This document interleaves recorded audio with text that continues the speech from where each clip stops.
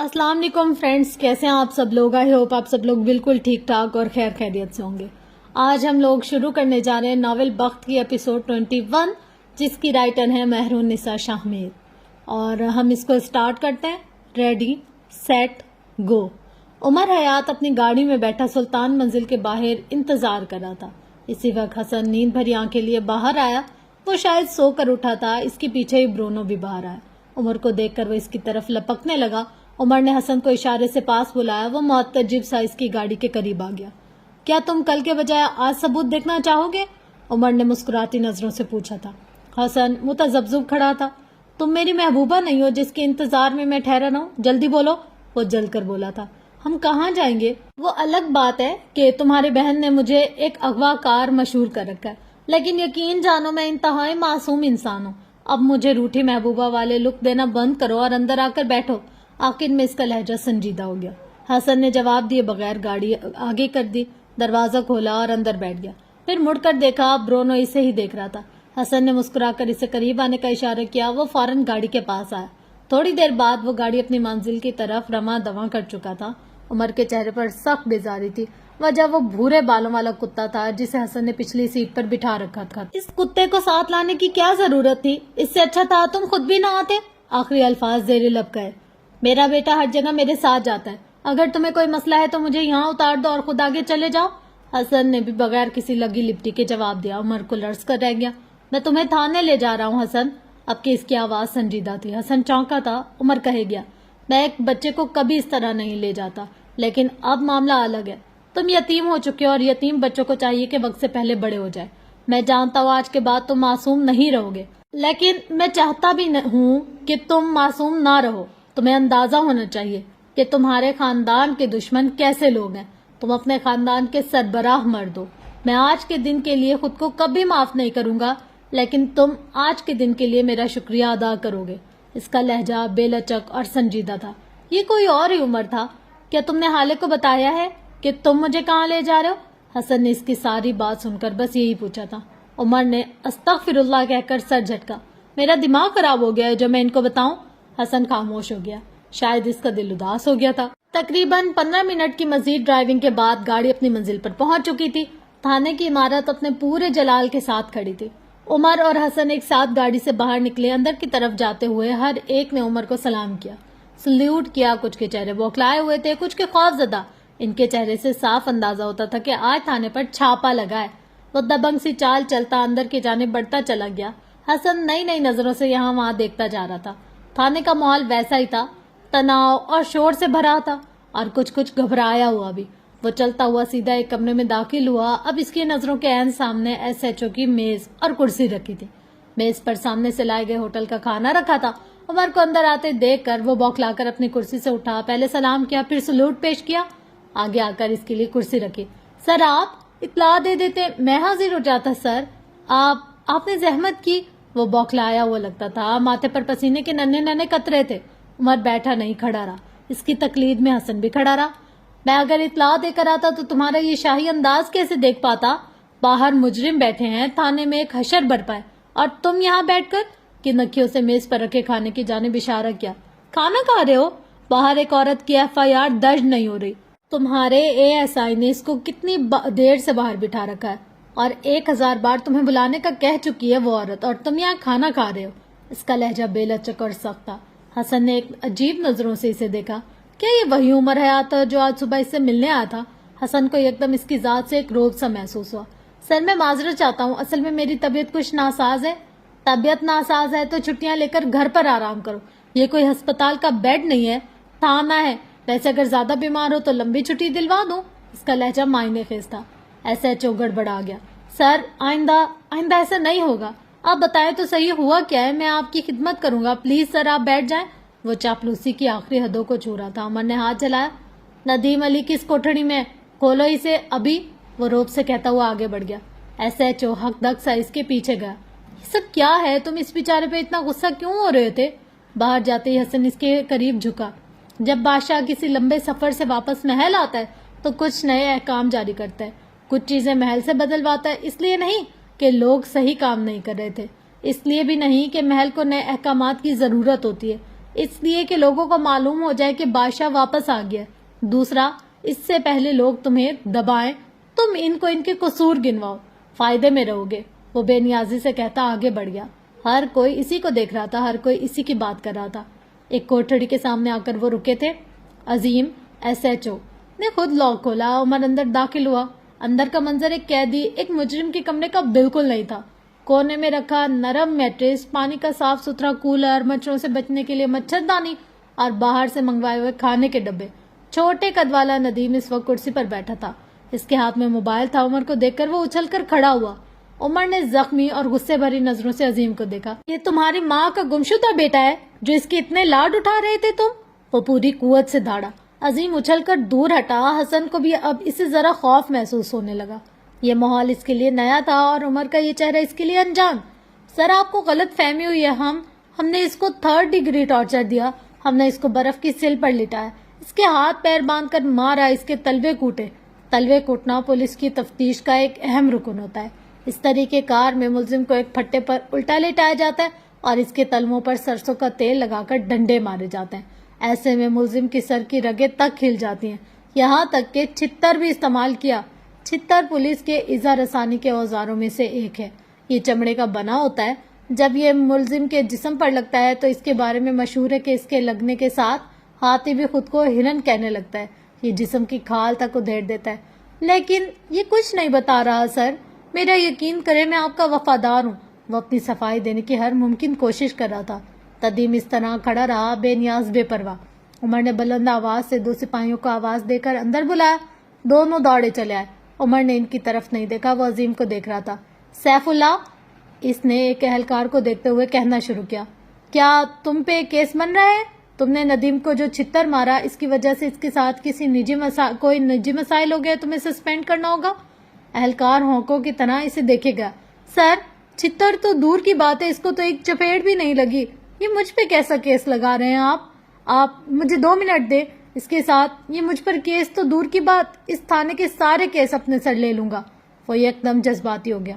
عمر نے عظیم کو میں نے کچی گولیاں نہیں کھیلنے والی نظروں سے دیکھا تھا. وہ شرمندہ سا ہو گیا. عمر نے اس کو ہاتھ کے اشارے سے باہر بھیجا. سر، اس بچے کو ساتھ لے جاؤں میں؟ جاتے جاتے وہ مڑا اور حسن کو دیکھ کر پوچھا. عمر نے نفی میں سر ہلایا. عظیم باہر نکل گیا. تھوڑی دیر بعد اب اس سیل کا منظر کچھ یوں تھا کہ ندیم کو کرسی پر باندھ کر بٹھا رکھا تھا. 2 اہلکار اس کے دائیں بائیں کھڑے تھے. ایک بلب اس کے سر پر لٹک رہا تھا. حسن ایک کونے میں دیوار کے ساتھ لگا کھڑا تھا. اپنا موبائل نکالو حسن اور ویڈیو بناؤ. عمر نے اس کو دیکھے بغیر حکم صادر کیا.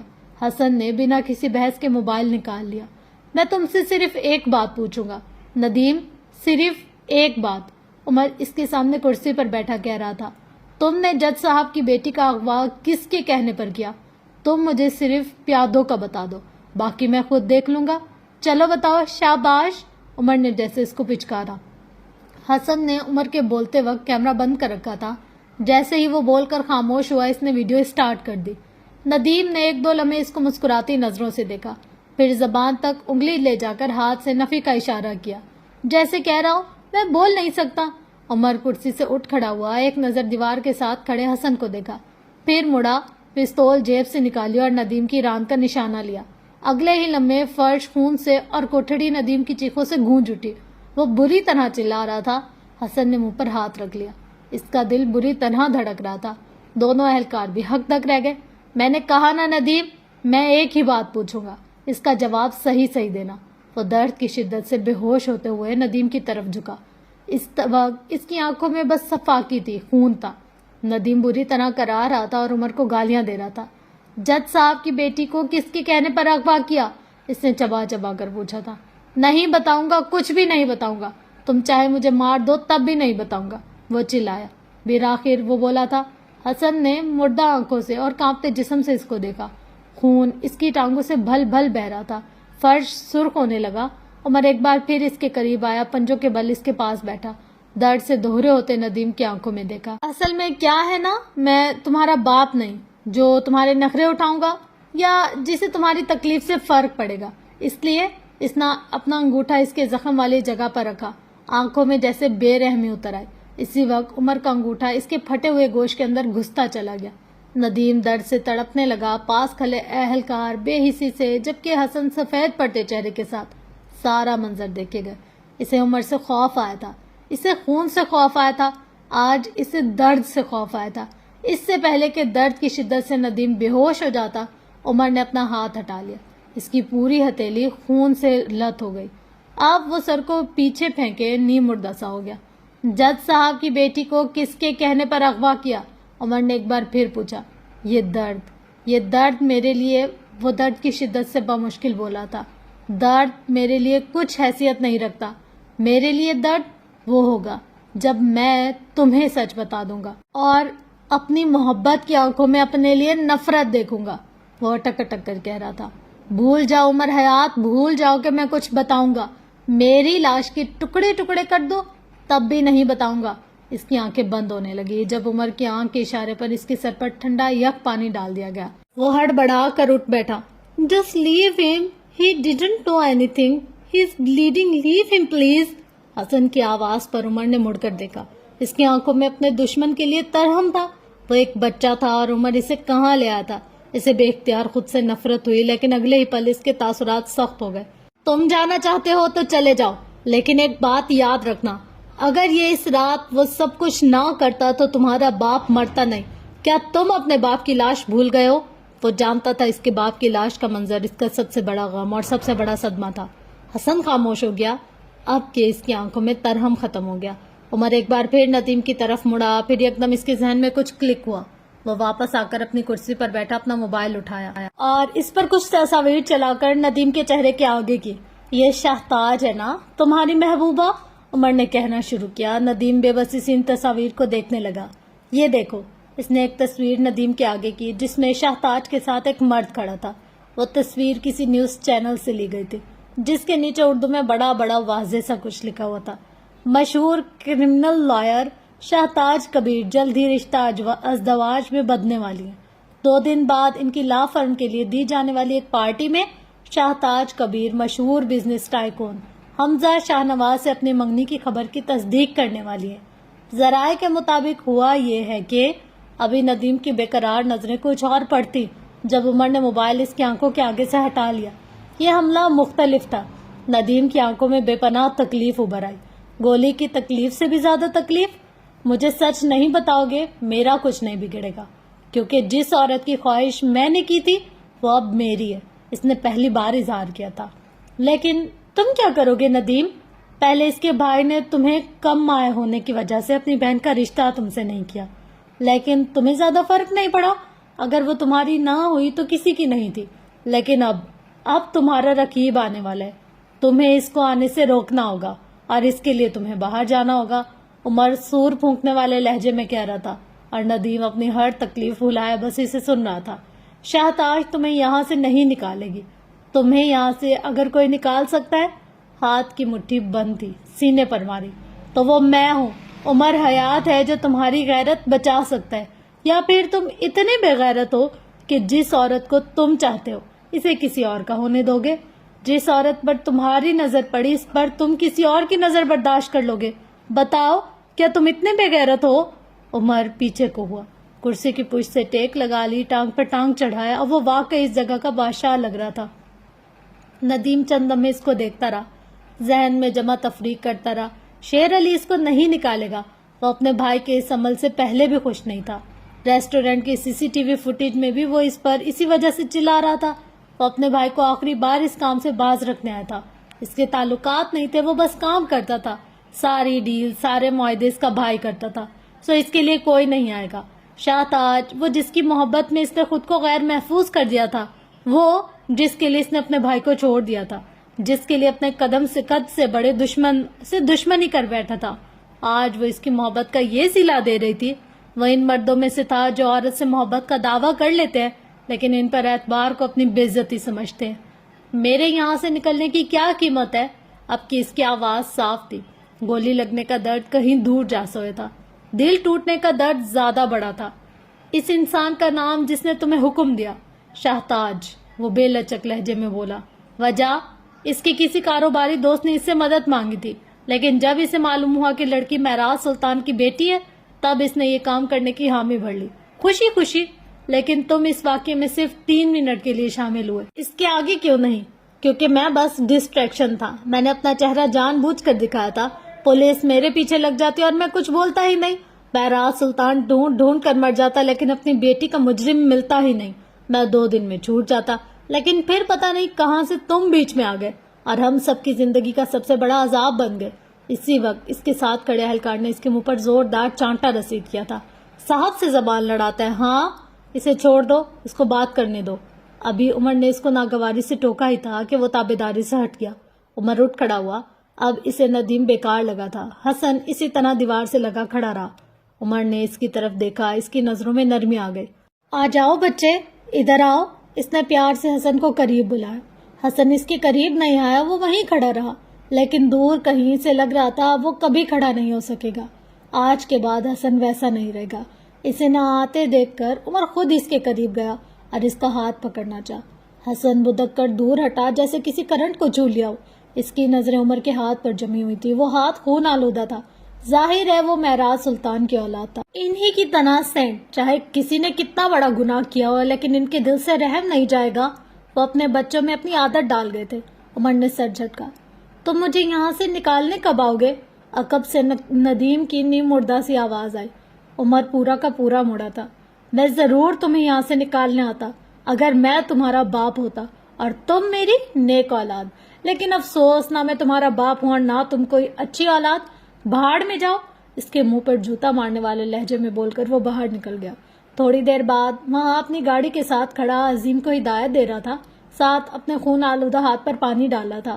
رپورٹ بناؤ اس کی، اس میں لکھو کہ جب ہمارا ایک کانسٹیبل ندیم کو کھانا دینے گیا تو اس نے سر درد کا بہانہ بنا کر ہمارے اہلکار کو اندر بلا لیا۔ جیسے ہی ہمارا آدمی اندر گیا ندیم نے اس پر جان لیوا حملہ کر دیا، حملہ کر کے بھاگنے کی کوشش بھی کی، جس کے نتیجے میں SHO عظیم خان نے بذات خود اس کی ٹانگ پر گولی ماری تاکہ وہ اپنے جانباز سپاہی کی جان بچا سکے۔ وہ سیدھا ہوا، عظیم کی حمایاں اڑتے چہرے کو دیکھا۔ تم میرے وفادار ہو نا؟ ثابت کرو۔ آج صبح تک اس کی آنکھیں سرد تھی اور اس کا لہجہ جذبات سے آ رہی۔ ہدایت دے کر وہ دوبارہ اپنی گاڑی میں آ بیٹھا۔ حسن پچھلی سیٹ پر براجمان ہوا، چپ گمسم۔ تھوڑی دیر بعد وہ دونوں گھر جا رہے تھے۔ گاڑی روکو، حسن عجیب سی آواز میں بولا۔ کیا ہوا؟ گاڑی روکو پلیز، وہ اب کی بے بسی سے بولا۔ عمر نے گاڑی روک دی۔ حسن تیزی سے باہر آیا۔ عمر فکر مند سے اس کے پیچھے آیا۔ اسی وقت حسن نے چہرہ جھکا لیا اور صبح سے لے کر اب تک جو کچھ کھایا تھا وہ الٹ دیا۔ اسے ہر طرف خون دکھ رہا تھا۔ وہ گردن جھکائے بہتے آنسوں کے ساتھ کہہ کر رہا تھا۔ عمر نے خود پر 1000 بار لعنت بھیجی، پھر بغیر کچھ کہے اس کے کندھے پر ہاتھ رکھتا دباتا گیا۔ اسے آسانی ہوئی۔ حسن بدک کر دور ہٹا۔ اس کے چہرے کا رنگ اڑا ہوا تھا، آنکھیں گلابی پڑ رہی تھی۔ کہہ کر کے وہ نڈھال سا ہو گیا۔ دیکھو بچے، وہ یہ سب ڈیزرو کرتا تھا۔ اگر میں یہ سب نہ کرتا تو وہ کبھی بھی اپنا گناہ نہ مانتا۔ عمر اسے سمجھا رہا تھا۔ حسن بہتے آنسوں کے ساتھ سر نفی میں ہلا رہا تھا۔ یہ کیسے لوگ تھے عمر؟ میری بہن کن لوگوں میں پھنس گئی ہے؟ ہم کن لوگوں میں پھنس گئے ہیں؟ یہ آخر ہو کیا رہا ہے؟ وہ پھٹی ہوئی آواز کے ساتھ چلا رہا تھا۔ میں نے تمہیں الزام دیا، میں نے اپنی بہن کو الزام دیا، لیکن ہمارے دشمن تو کوئی اور ہیں۔ تم نے اتنے دن میری اتنی بکواس کیوں سنی؟ کیوں عمر؟ میں نے تمہیں دیکھا، تم اتنے بے رحم بے نیاز تھے، تو تم میرے ساتھ اتنے اچھے کیوں تھے؟ کیوں عمر؟ وہ پورے قد کے ساتھ سڑک پر بیٹھ گیا۔ اس کے آنسو بہے چلے جا رہے تھے۔ عمر آگے آیا، اس کے ساتھ سڑک پر بیٹھ گیا۔ تم غلط نہیں ہو بچے، نہ تمہاری بہن غلط تھی، بس ایک برا وقت تھا جو ہم سب پر آیا تھا، اور اب وہ ختم ہو جائے گا، میرا یقین کرو، وہ نرم لہجے میں کہہ رہا تھا۔ یہ اس تانے والے آدمی سے بالکل مختلف تھا۔ کیا تم مجھے معاف کر دو گے؟ کیا تم میری بہن کو معاف کر دو گے؟ اس نے آنسو روک کر کسی خوف کے تحت پوچھا۔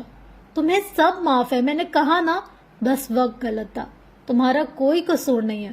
حسن بے یقین نظروں سے اس کو دیکھتا رہا۔ اور میری بہن، کیا تم اسے ہرٹ کرو گے؟ عمر اٹھ کھڑا ہوا۔ تمہاری بہن کو تو میرا قتل بھی معاف ہے، وہ بے بسی سے بڑبڑایا۔ عمر نے آسمان کو دیکھتے گہری سانس بھری، پھر حسن کو دیکھا۔ وہ بچہ اب اس سے ناراض نہیں تھا، بالآخر آج ذرا سکون نصیب ہوا تھا۔ رات کا نہ جانے کون سا پہر تھا جب عمر کی اسٹڈی کے دروازے پر دستک ہوئی۔ وہ حسن کو چھوڑ کر گھر آیا تو سیدھا اسٹڈی میں چلا گیا اور یہاں بیٹھے بیٹھے ہی سو گیا۔ ہلکی سی دستک کے بعد دروازہ کھلا اور ہالے اندر آئے۔ عمر راہٹ سن کر جاگ گیا تھا. کچھ دیر تک اسی طرح پڑا رہا. اس وقت حالے کو اسٹڈی میں آتے دیکھ کر ذرا حیران ہوا, پھر سنبھل کر بیٹھ گیا. اس کے سیاہ بال ماتھے پر بکھرے ہوئے تھے, آنکھیں سرخ تھیں جیسے کچی نیند سے جاگا ہو. وہ چھوٹے چھوٹے قدم لیتی اس کے پاس رکھے صوفے پر آ کر بیٹھ گئی. عمر نیند بھری آنکھوں سے اس کو دیکھتا رہا. تمہیں کچھ ملا؟ اس نے عمر کو دیکھتے ہوئے پوچھا. البتہ دور کہیں دل زور سے دھڑکا تھا. اگر وہ بے گناہ نکل آیا تو؟ عمر بغیر کچھ کہے ندیم کی ویڈیو چلا کر سامنے رکھ چکا تھا, لیکن بس آخری کے کچھ منٹ جس میں وہ اعتراف کر رہا تھا. حالے کو اپنی سماعتوں پر یقین نہ آیا. اس کو لگا وہ کبھی سانس نہیں لے سکے گی. اس کی گردن میں گلٹی سے ابھر کر معدوم ہوئی. اس نے سانس تک روک لیا. ندیم بولتا رہا اور پھر اعتراف ختم ہو گیا, لیکن وہ اسی طرح بیٹھی رہی, ساکت شل. عمر اس کے چہرے کو دیکھتا رہا. وہ جس شخص کو اتنا عرصہ اذیت دی, جس کو اتنا عرصہ الزام دیا, وہ تو بے قصور تھا. وہ بالکل بے قصور تھا. اس نے رونا چاہا لیکن آنسو کہیں گم ہو گئے تھے. اس نے آنکھیں اٹھا کر عمر کو دیکھنا چاہا لیکن وہ نہیں کر سکی. میں نے کہا تھا نا, میں آپ سے اتنا مخلص ہوں جتنی آپ خود کی بھی نہیں ہوں گی. اس کی آواز حالے کے سماعت میں ٹکرائی. وہ آنکھیں زمین پر مرکوز کیے بیٹھی رہی اور وہ مہربان آدمی بولتا رہا. میں نے کہا تھا نا, جس نے آپ کو تکلیف دیا میں اسے چوراہے پر کھڑا کر کے دھرے ماروں گا. آج آپ کو آدھا سچ معلوم ہو گیا, کل پورا بھی پتہ چل جائے گا. لیکن اگر اگلی بار کبھی بھی کسی بھی دور میں آپ کو لگے کہ عمر نے آپ کے ساتھ کچھ غلط کیا تو بس ایک بات یاد رکھیے گا کہ عمر اگر چاہے بھی تو حالے کا برا نہیں سوچ سکتا. عمر اگر چاہے بھی تو آپ کو نقصان نہیں پہنچا سکتا. اس لیے نہیں کہ آپ مہراج سلطان کی بیٹی ہیں, اس لیے بھی نہیں کہ آپ نے میری جان بچائی, اور اس لیے بھی نہیں کہ وہ ایک لمحے کو رکا. آپ کا چہرہ میرے کسی عزیز سے ملتا ہے, بلکہ اس لیے کہ میں آپ کے معاملے میں بے بس ہوں. آپ کا اچھا سوچنے پر بے بس, آپ کو نقصان نہ پہنچانے پر بے بس, آپ کی حفاظت کرنے کے لیے بے بس. میں اگر چاہوں بھی تو آپ کا برا نہیں سوچ سکتا, یہ میرے اختیار میں نہیں. وہ چمکدار آنکھیں اور بکھرے بال والا شخص اپنے خوبصورت لہجے میں کہہ رہا تھا, اور حالے سن رہی تھی. اس کے اتنے دن ایک بار بھی اس نے نہیں سنی تھی اور اب سننا چاہتی تھی. میں تمہاری گاڑی میں کیسے آئی؟ اگر تم میرے اغوا میں شامل نہیں ہو تو پھر کہیں نہ کہیں میں تمہاری کسی دشمن کی زد میں آئی. کیا ایسا نہیں ہے؟ یک دم اس نے آنکھیں اٹھائی. عمر کی بات کا اثر وہ شاید اسی طرح ظاہر کر سکتی تھی. عمر نے ایک لمحہ اس کی آنکھوں میں دیکھا. یہ جواب بھی آپ کو 2 دن بعد مل جائے گا. شاہتاج کبیرہ دے گی جواب. تب تک آپ مجھے چاہے گناہ گار مانتی رہیں, دل کو اچھا لگے گا. ہم شاہتاج کے پاس کب جائیں گے؟ جب وہ چاہے گی. وہ سادگی سے بولا. حالے تب ہی تو گئی. ہم کیا اس کے حکم کے غلام ہیں؟ جو وہ چاہے گی وہ کریں گے, جب وہ چاہے گی تب اس سے ملیں گے. وہ بلند آواز میں بولی تھی. عمر بس اس کو دیکھتا رہا. وہ کوئی عام عورت نہیں ہے. اس کے آگے پیچھے گارڈز گھومتے. اس کا گھر ایک سیف ہاؤس کی طرح. ہم اس کے پاس تب جا سکتے ہیں جب وہ چاہے. اور لوگ کب چاہتے ہیں کہ کوئی ان کے گھر آئے؟ جب ان کے گھر کوئی تقریب ہو. حالے ترنت بولے. بالکل, 1 ہفتے بعد ان کے گھر ایک تقریب ہے اور ہم اس تقریب میں جا رہے ہیں. کیا تمہارے پاس انویٹیشن ہے؟ عمر مسکرائے. اس کے گال کا گڑھا واضح ہوا. عمر حیات کو دعوت ناموں اور اجازت ناموں کی ضرورت نہیں ہوتی. بغیر اجازت دے کہ کسی کی جگہ پر گھسنا میرا پسندیدہ کام ہے. لیکن چونکہ اس بار آپ میرے ساتھ ہیں تو ظاہر ہے کچھ نہ کچھ تو کرنا ہوگا. وہ اس کے چہرے کو دیکھتا کہہ رہا تھا. حالے چند لمحے سوچتی رہی, پھر یکدم اس کے ذہن میں ایک جھماکا ہوا. کیا تم مجھے ان کے مہمانوں کی لسٹ لا کر دے سکتے ہو؟ آپ کیا کریں گے اس لسٹ کا؟ وہ معتجب ہوا. وہ ایک ایلیٹ کلاس لوگوں کی پارٹی ہے. میں اس سوسائٹی میں موو کرتی رہی ہوں. ان کے مہمانوں کی لسٹ میں ضرور کوئی ایسا ہوگا جس کو میں جانتی ہوں گی, اور جن کو میں جانتی ہوں وہ مجھے کبھی کسی بات کے لیے منع نہیں کر سکتے. وہ مسکرا کر بتا رہی تھی. اس کی آنکھیں چمک رہی تھی, لیکن عین اسی لمحے اس کی آنکھوں کی چمک بجھ گئی. مسکراہٹ غائب ہو گئی اور یہاں وہاں گھومتی آنکھیں ایک نقطے پر ساکت ہو گئی. کیا تم لوگ اس کی نظروں کے ارتکاز میں دیکھنا چاہو گے؟ اس کی نظریں صوفے کے ساتھ رکھے کوڑا دان میں پڑی سفیر کی اد کٹی تصاویر پر جمی تھی. عمر نے اس کی نظروں کا ارتکاز نوٹ کیا, پھر ہلکے سے کندھے اچکائے اور اپنے ہاتھ میں پکڑی تصاویر کے ٹکڑے حالے کے سامنے رکھے. یوں لگتا تھا جیسے حالے اور سفیر کی تصاویر کے 2 ٹکڑے کیے گئے تھے. عمر یقیناً یہ کام عمر کا تھا. وہ تصاویر اصلی تھی, لیکن اس کے پیچھے کے مناظر الامان. اپنی بیوی کی کسی غیر مرد کے ساتھ ایسی جگہ کی تصاویر کسی بھی غیرت مند مرد کا خون کھولا سکتی تھی. حالے نے اس کی آنکھوں میں دیکھا. اس کے حلق میں کچھ اٹکا تھا, شاید آنسو شاید صدمہ یا شاید غصہ یا پھر شاید تینوں. یہ سچ نہیں ہے. کافی دیر بعد بدقت بول پائی. لڑکیوں کی کچی عمر کی غلطیاں ان کے لیے پکا عذاب بن جاتی ہیں. آج حالے کو احساس ہوا تھا. کچھ لڑکیاں اپنی انہی غلطیوں کی وجہ سے سلیب چڑھا دی جاتی ہیں اور کچھ معاف کر دی جاتی ہیں. سلیب چڑھائے جانے والی لڑکیوں کے گھروں میں انسان ہوتے ہیں اور معاف کر دی جانے والی لڑکیوں کے گھروں میں مرد ہوتے ہیں. یہ جھوٹ ہے. وہ مشکل بول سکی. اس کی آواز لرز رہی تھی. اس کا سارا جسم کانپ رہا تھا. عمر نے گویا ناک سے مکھی اڑائی. آپ کو لگتا ہے مجھے فرق پڑتا ہے؟ اگر یہ اصلی ہوتی تب بھی مجھے فرق نہیں پڑتا. وہ اسے کہہ نہیں سکا کہ دل کی جس اونچی مسند پر وہ اسے بٹھا چکا تھا وہاں سے کم از کم کوئی بھی انسان اسے اتار نہیں سکتا تھا. خود عمر بھی نہیں. حالے بھیگی آنکھوں سے اسے دیکھتی رہی. وہ کیوں تھا ایسا؟ کیوں اسے غصہ نہیں آتا تھا؟ کیوں وہ بڑی بڑی باتیں پی جاتا تھا؟ تمہیں غیرت نہیں آتی؟ حالے نے عجیب لہجے میں سوال کیا تھا. عمر زور سے ہنسا. پھر حالے کو دیکھا. وہ بولتی گئی، تم کیسے انسان ہو؟ چاہے کاغذ ہی صحیح، چاہے رشتہ کچھ بھی ہو. یہ رشتہ وقتی ہی صحیح، لیکن میں تمہاری بیوی ہوں. تمہیں اپنی بیوی کی ایسی تصاویر دیکھ کر غصہ نہیں آیا؟ غیرت نہیں آئی؟ عمر نے سر ہلایا. جب میں نے پہلی بار ان تصاویر کو دیکھا تو غصہ آیا، پھر غیرت آئی، پھر میں نے ان تصاویر کو غصے میں پھاڑ دیا اور پھر ایک بار دو بار ان تصاویر کو دیکھا. آپ کو پتہ ہے پھر کیا ہوا؟ حالے نے نفی میں سر ہلایا. سفیر ان تصاویر سے نکل گیا اور یکدم تمام تصاویر اچھی لگنے لگی. بہت اچھی، کیونکہ ان سب میں آپ تھی. حالے کا دل رک گیا. عمر کہے گا، کیا عمر حیات آپ پر غصہ کر سکتا ہے؟ کیا اسے آپ بری لگ سکتی ہیں؟ کم از کم اس زندگی میں نہیں. میں آپ کو بس اچھی نظر سے دیکھنے کا پابند ہوں اور اس معاملے میں بے بس ہوں. یہ تصاویر جھوٹ ہے، لیکن اگر سچ بھی ہوتی تو میں آپ کو معاف کر دیتا، کیونکہ ہمارا نکاح آپ کے لیے جھوٹ انتقام ہوگا، میرے لیے نہیں. میں نے جب 3 بار قبول ہے کہا تب میں نے آپ کا ماضی، حال اور مستقبل تینوں قبول کر لیے تھے. مجھے آپ کے ماضی سے فرق نہیں پڑتا. اگر میری بیوی آپ کے علاوہ کوئی اور عورت بھی ہوتی تب بھی مجھے فرق نہیں پڑتا تھا. وہ اس کا ماضی ہوتا. میرے لیے میری بیوی کا ماضی اہم نہیں ہے. اگر وہ میرے حال میں میرے ساتھ ایماندار ہے، میرے ساتھ وفادار ہے، تو میں اسے اس کے ماضی کے لیے معاف کر سکتا ہوں. وہ اس سے اس قسم کی کسی بات کی توقع نہیں کر رہی تھی، سو اپنی جگہ جم سی گئی. کافی دیر تک دونوں کے درمیان خاموشی رہی. گھڑی کی ٹک ٹک اور کھڑکی سے آتی ہوا، بس یہی آواز منظر میں شامل رہی. آپ بتائیں کہ آپ کو سفیر پر غصہ نہیں آتا؟ اس دن اس نے مال میں آپ سے بدتمیزی کی، ہسپتال میں بھی وہی، پھر آج یہ تصاویر. کیا آپ ابھی سے پسند کرتی ہیں؟ اس نے اتنا ڈائریکٹ سوال کیا کہ حالے ٹھہر سے گئی. میں نے اس ہسپتال میں سنائی تو تھی ان کو. اس نے سادگی سے آنکھیں رگڑی اور گردن اکڑائی.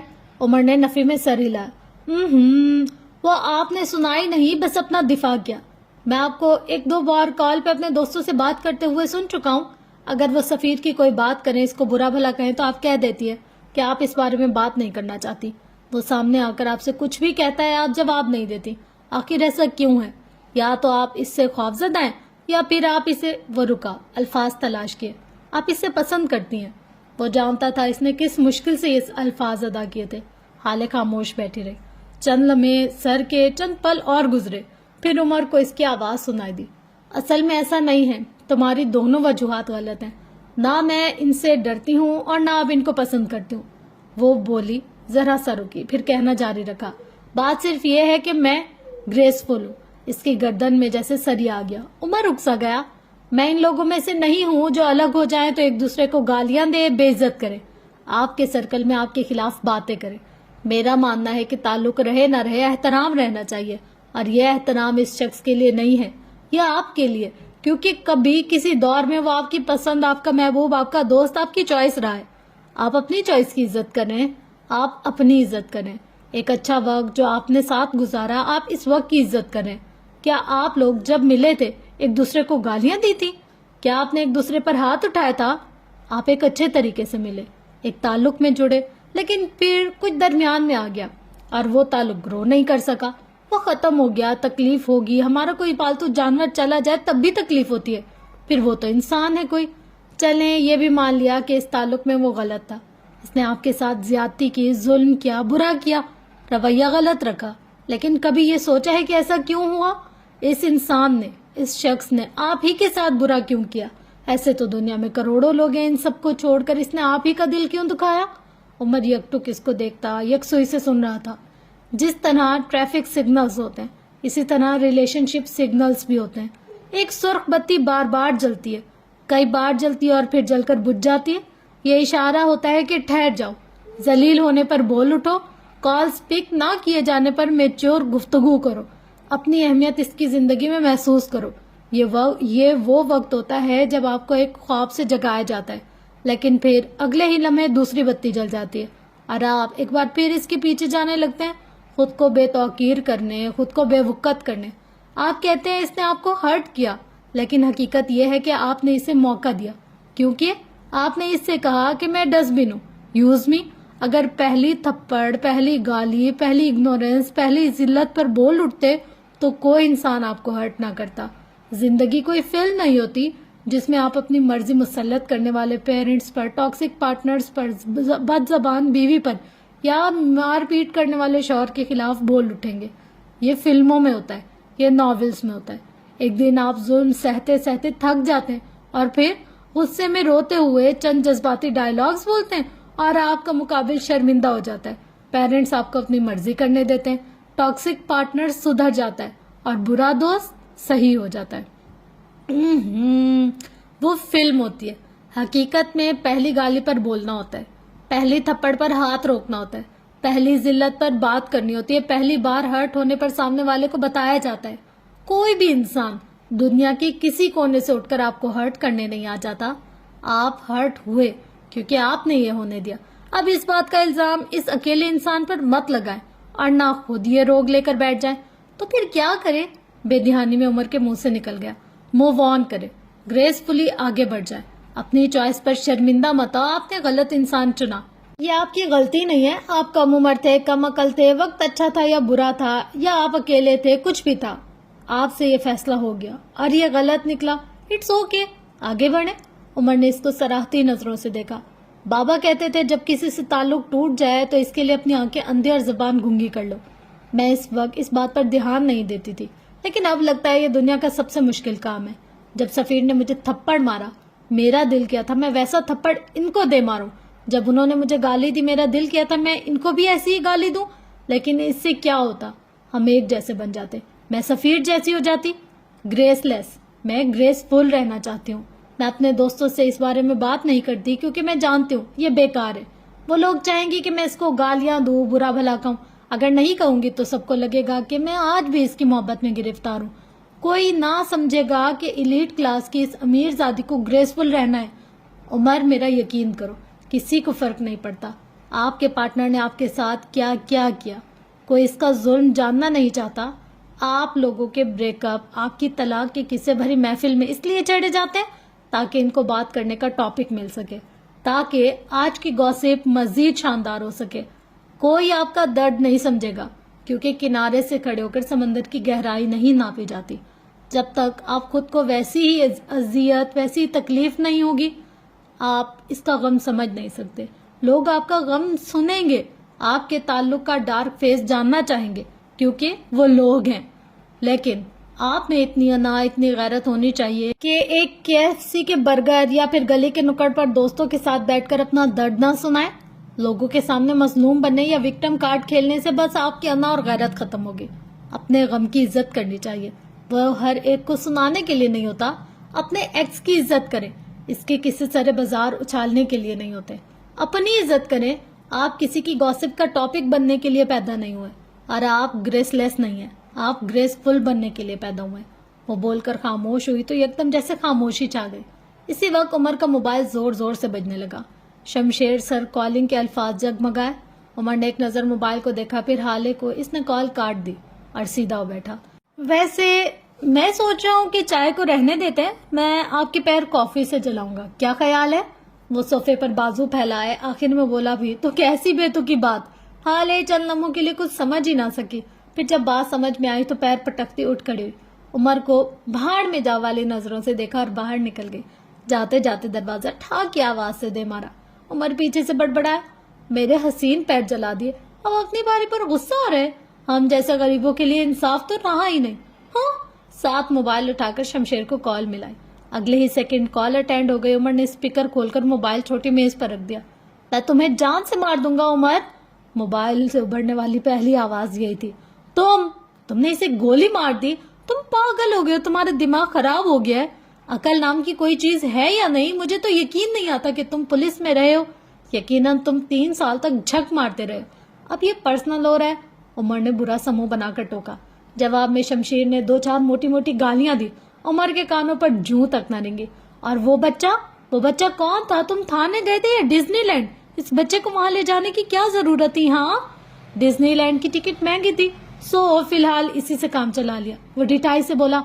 تم نے مجھے سے 15 منٹ مانگے تھے عمر, اور تم آدھے گھنٹے سے زیادہ وقت وہاں رہے. تم نے مجھ سے جھوٹ بولا. شمشیر کو ایک اور صدمہ لگا. عمر کے 15 منٹ کا مطلب آدھا گھنٹہ ہی ہوتا ہے, اور جھوٹ کا ویلا تو تم ایسے مچا رہے ہو جیسے میں کوئی مسجد کا پیش امام ہوں, پولیس والا ہوں. صبح اٹھنے سے لے کر رات کو سونے تک جھوٹ ہی تو بولنا ہوتا ہے. اور اب پلیز مجھے سونے دو, دماغ خراب کر دیا ہے. اس نے کھٹاک سے فون بند کر دیا. ساری دنیا ہاتھ دھو کر مجھ معصوم کے پیچھے پڑ گئی. فجر کی ستائیں بلند ہوئی تو لوگ مسجدوں کو جانے لگے. کچھ غفلت کی نیند سوتے رہے, کچھ نے جاگ کر بھی کچھ نہیں پایا, اور کچھ اس وقت اپنی دنیاوی محبوب سے فارغ ہو کر اپنے اصل محبوب کی صدا پر کان لپیٹتے بستروں کو چلے گئے. ایسے میں سلطان منزل میں حسن سلطان کے کمرے میں جاؤ تو وہ آدھا بھیگا وضو کیے کھڑا تھا, سر پر جالی دار ٹوپی. وہ مسجد جانے کو تیار تھا. پہلے اسے جگانے کے لیے معراج سلطان ہوتے تھے, اب اس کی آنکھ خود بخود کھل جاتی تھی. یتیم بچوں کی ضرورتیں پوری کرنے والے لوگ بہت ہوتے ہیں, لیکن ان کے ناز اٹھانے والے کوئی نہیں ہوتا. اپنے کمرے سے نکل کر سیڑھیاں اترتا وہ نیچے کی جانب جا رہا تھا. سیڑھیوں کی دائیں طرف حالے کا کمرہ تھا. وہ کمرے کے دروازے کو دیکھ کر رک گیا. یاسیت سے دروازے کو دیکھا. جب کبھی معراج سلطان اسے نماز کے لیے اٹھاتے تھے تو وہ اپنی نیند پوری نہ ہونے کا بدلہ حالے سے لیتا تھا. اس کے کمرے کا دروازہ تب تک بجاتا رہتا جب تک وہ بیزار ہو کر اٹھ نہ جاتے. جیسے ہی حسن کو اس کے قدموں کی چاپ دروازے کے قریب محسوس ہوتی, وہ چھپاک سے بھاگ جاتا. اسے آنکھیں بند کر کے ایک اداس سی سانس ہوا کے سپرد کی. وہ حالے کو مس کرتا تھا, اور بہت زیادہ کرتا تھا, لیکن اس نے حسن کو کسی تیسری وجہ سے چھوڑا تھا. اس نے آنکھیں کھولی. نہ اب معراج سلطان تھے نہ حالے سلطان, اب بس حسن سلطان تھا. وہ اکیلا تھا. حالے کے کمرے کے بند دروازے کو دیکھتا وہ واپس مڑ گیا. صبح مسجد جانے سے پہلے وہ برونو کو کھانا ڈال کر جاتا تھا. برونو کے لیے سرونٹ کوارٹر کے قریب ایک ڈاگ ہاؤس بنا رکھا تھا. اسے گھر کے اندر آنے کی اجازت نہیں تھی کہ معراج سلطان کو کتے گھر میں لانا پسند نہیں تھا.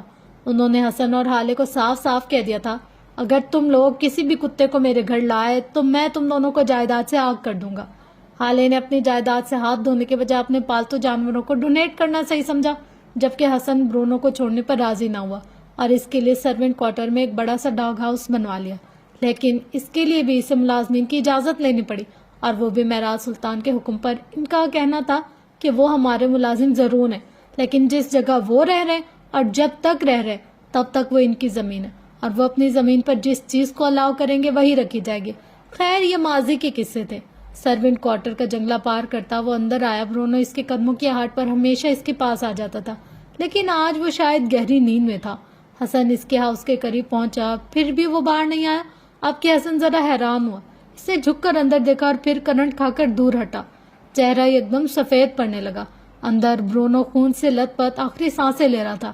حسن لڑکھڑاتے قدموں سے وہیں گھاس پر گر گیا. اس کی آنکھیں پھٹی کی پھٹی رہ گئیں. آنکھیں شوق سے باہر ابلنے کو تھیں, لب اب تک ہلنے سے بات ہے. وہ دھیرے دھیرے خود کو گھاس پر پیچھے ہوتا جا رہا تھا. چند لمحے اسی شوق میں رہنے کے بعد وہ مرے مرے قدموں سے دوبارہ اٹھ کھڑا ہوا. کانپتے ہاتھوں سے ڈاگ ہاؤس کی چھت ہٹائی, پھر پورا ڈاگ ہاؤس اٹھا کر دور ہٹایا. اس کا سارا جسم بری طرح لرز رہا تھا. اب کہ اس کا دل پھٹنے کو آیا. برونو کے پیٹ پر گولی لگی تھی. اس کے پھٹے ہوئے گوشت سے خون نکل نکل کر زمین کو تر کر گیا. اس وقت اس خون پر چونٹیوں کی ایک لمبی قطار تھی. وہ گھٹنوں کے بل اس کے قریب بیٹھا. اس کی آنکھوں سے کب آنسو نکلے اسے پتہ ہی نہیں چلا.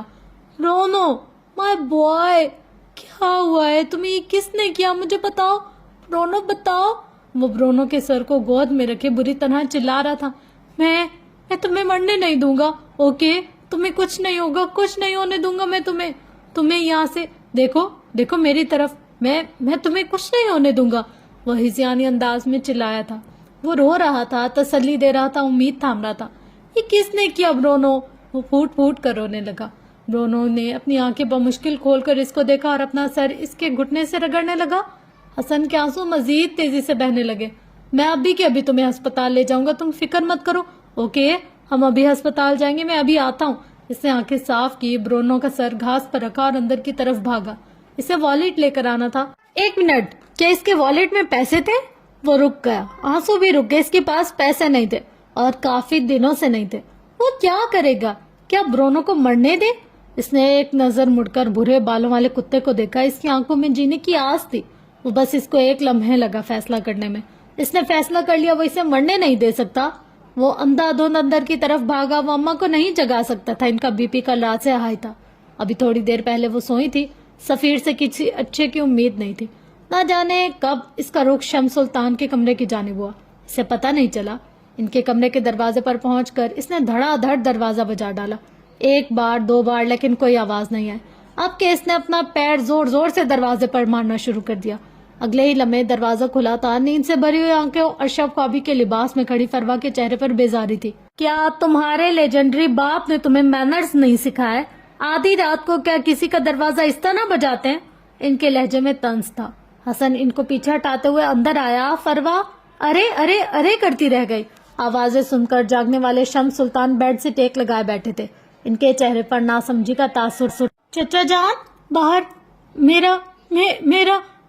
میرے برونو کو گولی لگی، میرے پاس پیسے نہیں ہیں، کچھ پیسے دے دے، میں آپ لوگوں کو واپس کر دوں گا۔ وہ حواس پاکتا بوکھلایا ہوا سا کہہ رہا تھا۔ اس کے کپڑے دامن کی جگہ سے خون آلودہ تھے، اس کا چہرہ ستا ہوا تھا۔ کتنے پیسے؟ شمس نے بغیر کسی تاثر کے بس 2 لفظ پوچھے۔ حسن کے چہرے پر ذرا سا اطمینان پھیلا۔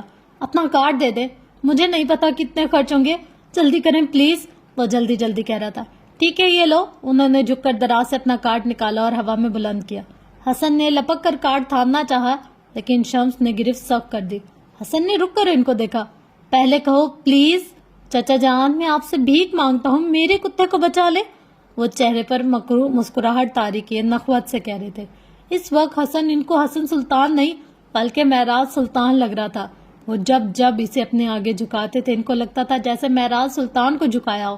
اس وقت بھی حسن کو اپنے سامنے اس طرح گھگیاتا دیکھ کر ان کو ایک کمینی سی خوشی محسوس ہوئی تھی۔ چچا جان، میں آپ سے قرض لے رہا ہوں، بھیک نہیں، مجھے کارڈ دے دے، برونو مر جائے گا۔ آخر میں اس کی آواز کانپی تھی، خوف سے، بے بسی سے۔ شمس نے ناپسندیدگی سے اسے دیکھا۔ میں نے منع کب کیا؟ All I want is just say I'm begging you, please give me your card. انہوں نے دہرایا۔ کارڈ اب بھی ان کی 2 انگلیوں اور حسن کی 2 انگلیوں کے درمیان پھنسا ہوا تھا۔ اور کچھ بھی بولنے سے پہلے سوچ لینا، کیونکہ وہ کتا تمہارے پاس تمہارا آخری رشتہ ہے۔ باپ تمہارا مر گیا، بہن تمہیں منہ نہیں لگاتی، اور تمہاری ماں تو ایک زندہ لاش ہے، اور باقی رہا کون؟ تمہارا کتا۔ کیا تم اسے مرنے دو گے؟ کیا حسن سلطان بس اپنی انا کی وجہ سے ایک معصوم انسان کی جان لے گا؟ آخر میں ان کے لہجے میں مصنوعی افسوس در آیا۔ فروا بازو لپیٹے سارا منظر دیکھے گئی۔ کھیل دلچسپ ہوتا جا رہا تھا۔ حسن اسی طرح کھڑا رہا، 1 لمحہ 2 لمحے، پھر اس نے بولنے کو لب کھولے۔ وہ کم از کم اپنی انا کی وجہ سے برونو کو مرنے نہیں دے سکتا تھا۔ میں آپ سے، وہ ایک پل کو رکا، شمس کی فاتح آنکھوں میں دیکھا۔ بھیک نہیں مانگوں گا۔ اس نے 2 انگلیوں سے پکڑا ہوا کارڈ چھوڑ دیا۔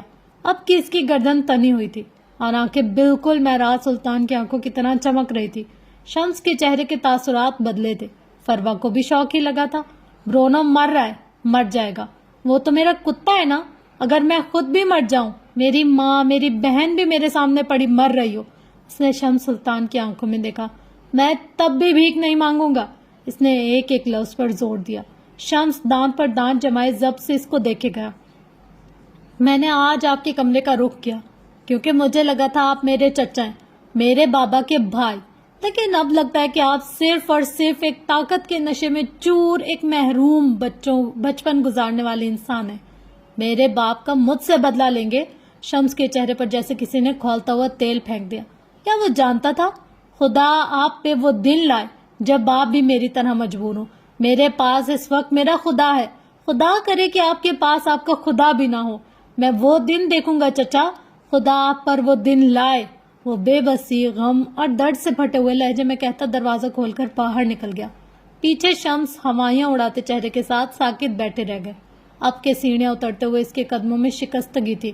آنکھوں کے آنسو خشک ہو چکے تھے، لیکن آنکھوں میں بے تحاشا تکلیف تھی. ہر بار آنسوؤں کا خشک ہو جانا نعمت نہیں ہوتی، کئی بار یہ سب سے بڑا عذاب بن جاتا ہے. کب راہداری طے ہوئی، کب گھر کا لان طے ہوا، کب اس نے سروینٹ کوارٹر کا جنگلہ پار کیا، اسے کچھ پتہ نہیں چلا. وہ بس من بھر کے قدم اٹھاتا چل رہا تھا. آج سے پہلے کوئی سفر اتنا لمبا نہیں لگا. آج سے پہلے اسے کبھی اتنی بے بسی محسوس نہیں ہوئی تھی. لیکن کیا آج سے پہلے حسن سلطان کبھی اتنا اکیلا ہوا تھا؟ گھاس پر پڑا برونو کا وجود ساکت ہو چکا تھا، خون بہنا بند ہو چکا تھا، ساری تکلیف ختم ہو گئی تھی. حسن اس کے قریب کھڑا اس کو دیکھتا رہا، پھر دھیرے سے نیچے بیٹھا، نرمی سے اس کے بال سہلائے. ایک آنسو ٹوٹ کر گرا تھا. آئی ایم سوری برونو، وہ ہلکی آواز میں بڑبڑایا. میں نے تمہیں مرنے دیا. I am sorry. اس کی آواز میں ایسا دکھ تھا کہ اللہ لمان. لیکن میں کیا کرتا، تم میرے بیٹے ہو. میں تمہیں ذلت کی زندگی نہیں دے سکتا تھا، تم عزت کی موت مرے ہو. تم اعلیٰ نسل اور ایک ویلیویبل جانور تھے. میں تمہیں ذلت کی زندگی نہیں دے سکتا تھا، میں یہ نہیں کر سکا. I am sorry. یکدم اس کی آنکھیں ایک بار پھر برسنے لگی. برونو کا وجود دھندلا ہونے لگا. اس نے بے دردی سے آنکھیں رگڑی. لیکن کیا آنسو صاف کر لینے سے غم ختم ہو جاتا ہے؟ یوسف سلطان کے کمرے میں اس وقت چائے کا دور چل رہا تھا. وہ اپنے بیڈ کراؤن سے ٹیک لگائے بیٹھے تھے. چہرہ غمزدہ سا تھا. سادہ جامنی رنگ کے سوٹ میں اس کا رنگ مزید کھل رہا تھا. بھورے بال شانوں پر بکھرے ہوئے تھے. ہاتھوں میں نفیس سے کنگن جو کہ فروا نے دیے تھے. انگلیوں میں ڈائمنڈ رنگز. وہ ہر لحاظ سے نوبہاتا لگ رہی تھی، لیکن اس کے چہروں پر ڈھیروں اداسی تھی. آپ چائے کیوں نہیں پی رہے ابا؟ اپنی چائے کا گھونٹ لیتے ہوئے مہر نے سوال کیا. یوسف سلطان نے اداس آنکھیں اٹھا کر اس کو دیکھا. اس دن اس ہوٹل میں حالے آئی تھی نا؟ انہوں نے مہر کے چہرے پر نظریں جمائے پوچھا. مہر کے چہرے پر کوئی تاثر نہیں آیا. اچھا، مجھے تو نہیں دکھی، اس نے عام سے لہجے میں جواب دیا. مجھے اس کی موجودگی محسوس ہو جاتی ہے مہر. وہ وہاں تھی، مجھے اس کی خوشبو آئی. اور تم جانتی ہو وہ وہاں تھی، تم مجھے اس سے ملوا سکتی تھی، میں اسے دیکھ ہی لیتا. ان کے لہجے میں یاسیت تھی. مہر چند لمحے ان کو دیکھتی رہی. آپ کو مجھ سے کبھی محبت نہیں ہوتی ابا؟ اس کے لہجے میں کچھ تھا، کچھ حسرت سی، کچھ دکھ سا. اگر تمہیں حالے جیسی محبت چاہیے تو نہیں، وہ محبت میں کسی سے نہیں کر سکتا. وہ میرے لیے نگین ہے، وہ میرے لیے معراج کی پہلی اولاد ہے، وہ میرے لیے میری حالے ہے. اصل سے سود پیارا ہوتا ہے مہر. مجھے معراج سے زیادہ محبت حالے سے.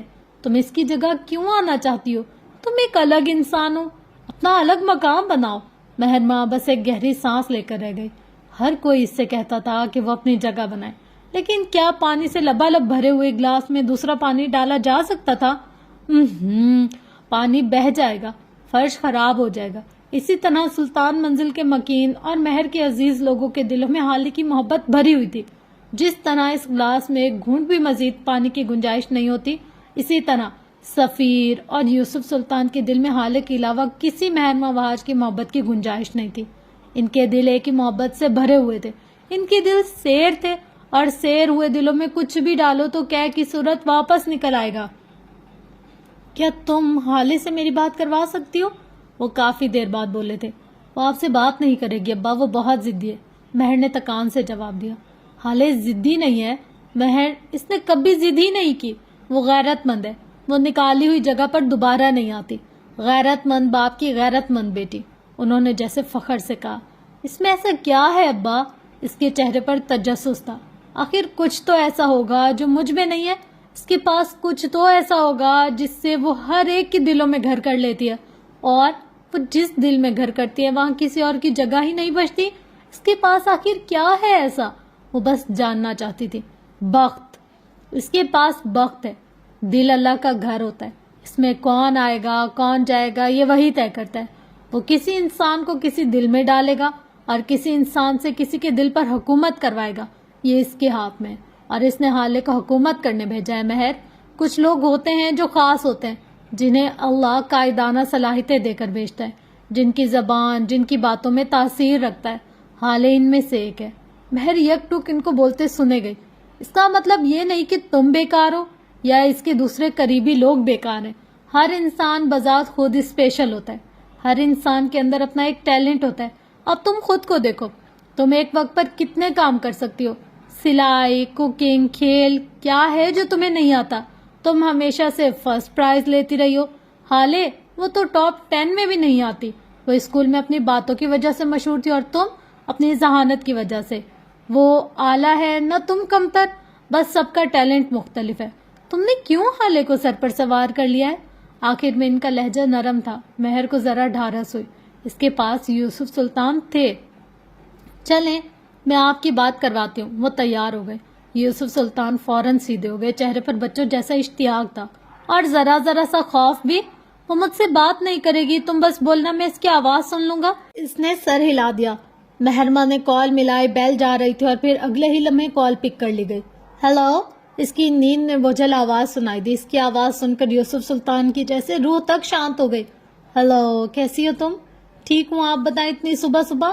وہ جمائی روکنے کی کوشش کرتی ہوئی اٹھ بیٹھی. کیوں میں صبح صبح کال نہیں کر سکتی؟ آپ صبح صبح ہی تو کال کرتی ہیں. یہ آپ کا فیوریٹ کام ہے, لوگوں کی نیند حرام کرنا. اس نے لہجے کو ہلکا پھلکا بنانا چاہا, لیکن اس کی آواز کا کھوکھلا پن یوسف سلطان کو بخوبی محسوس ہو رہا تھا. عمر کہاں ہے؟ ایک دو غیر ضروری باتوں کے بعد مہر نے یوسف سلطان کے اشارے پر عمر کا پوچھا تھا. حالے رک گئی. وہ اصل میں مجھے نہیں پتا, شاید جاگنگ کرنے گیا ہوگا, شاید کہیں اور. اس نے لاپرواہی سے جواب دیا. خیال رکھا کرو, اس کے آنے جانے پر نظر رکھو. جو جاگنگ وغیرہ بہانہ ہوگا, اصل میں کچھ اور مصروفیات ہوں گی اس کی. وہ ایسا نہیں ہے, حالے بے اختیار کہہ گئی. پھر جیسے خود پر حیرت ہوئی. میرا مطلب ہے وقت کا پابند آدمی ہے, فضول کے شوق نہیں پالتا. اس نے بات سنبھالی. حالے تم ایک بار یہاں آ کیوں نہیں جاتی؟ اماں, ابا, میں, ہم سب تمہیں یاد کرتے ہیں. ہم سے مل ہی لو آ کر. اب کے یوسف سلطان کا سارا دھیان موبائل سے ابھرتی آواز پر لگ گیا. میں نہیں آنا چاہتی. یوسف سلطان سے کہہ دے, جب میرے پاس ان کی بیٹی جیسا کردار نہیں ہے تو پھر مجھے کیا ایک ٹرافی کی طرح سجا کر رکھیں گے؟ اور میری اماں سے کہہ دے کہ جب بیٹی کو ایک انجان آدمی کے ساتھ بھیجتے وقت نہیں سوچا تو اب کیوں یاد کری ہیں؟ کیا شوہر خواب میں ناراض نظر آنے لگا ہے؟ اس کا لہجہ نہ چاہتے ہوئے بھی سخت ہو گیا. یوسف سلطان کی آنکھوں سے دو موٹے موٹے آنسو نکلے اور ان کے بوڑھے چہرے پر پھسل گئے. اولاد کا دکھ انسان کو آدھا مار دیتا ہے, لیکن اولاد کا دکھ نہ مارتا ہے نہ زندہ چھوڑتا ہے, بس بے رحم دشمن کی طرح دل کو خنجر سے چیرتا رہتا ہے.